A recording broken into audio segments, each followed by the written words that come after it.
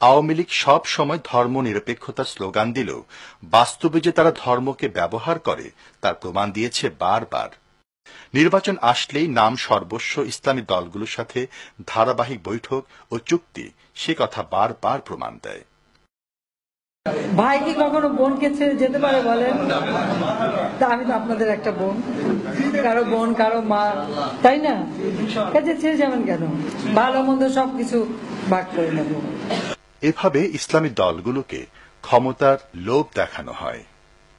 আওয়ামী লীগ ও তার সমর্থকরা কথায় কথায় জামাত নেতৃবৃন্দকে কটাক্ষ করে, অথচ নিজেদের প্রয়োজনে জামাতের সাথে এক কাতারে বসতেও অসুবিধা হয় না।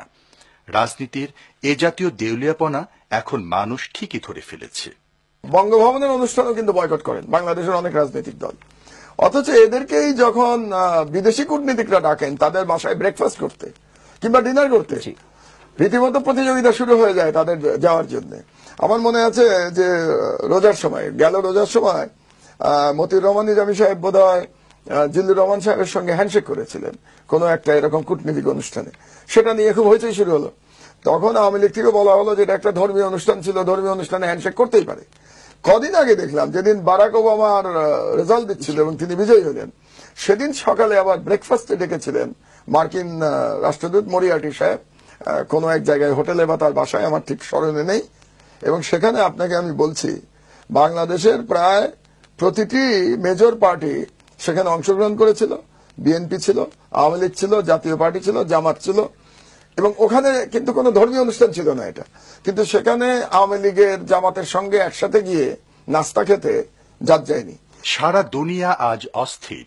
শক্তিধর দেশগুলোর চাপিয়ে দেওয়ার যুদ্ধ আর সীমাহীন মানবাধিকার লঙ্ঘনে যখন অশান্তি দাবানল ছড়িয়ে পড়ছে বিশ্বের বিভিন্ন অঞ্চলে, যখন সে দাবানল উপমহাদেশের বিভিন্ন দেশেও ছড়িয়ে পড়ছে, তখন তুলনামূলকভাবে অনেক শান্ত বাংলাদেশি নেতা নেত্রীদের যেখানে দায়িত্বশীল ভূমিকা রাখার কথা, যেখানে চারদলীয় জোট সরকার ধর্মের নামে সন্ত্রাস সৃষ্টিকারীদের অল্প সময়ে কার্যকর ও দক্ষতার সাথে দমন করে সারা দুনিয়ায় দৃষ্টি আকর্ষণে সক্ষম হয়েছে, সেখানে শেখ হাসিনা পুত্র সজীব ওয়াজেদ জয় প্রকাশ করে দিলেন তাদের ভবিষ্যৎ পরিকল্পনার কথা।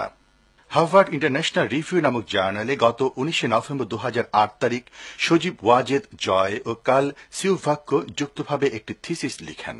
এই কার্ল সিউভাক্কো হচ্ছেন আমেরিকার C-52 এয়ার ডিফেন্স আর্টিলারির হেডকোয়ার্টার্স এবং হেডকোয়ার্টার্স ব্যাটারিতে এক্সিকিউটিভ অফিসার হিসাবে কর্মরত, যিনি ইরাকে মার্কিন দখলদারিত্ব প্রতিষ্ঠার জন্য শুরুর পর্যায়ে যুদ্ধ করেছেন।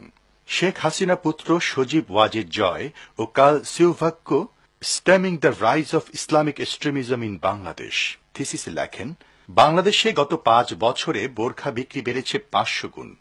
আওয়ামী লীগকে ক্ষমতায় এনে বাংলাদেশকে বোরখা বিক্রি বন্ধ করতে হবে। অবশ্য তারা 500 গুণ বোরখা বিক্রি বাড়ার এই হিসাব কিভাবে পেলেন তা বলেননি। তারা আরো বলেছেন, মাদ্রাসা শিক্ষার পাঠ্যক্রম বদলাতে হবে, সঠিকভাবে ধর্মনিরপেক্ষ প্রাথমিক স্কুল ও হাসপাতাল বানাতে হবে।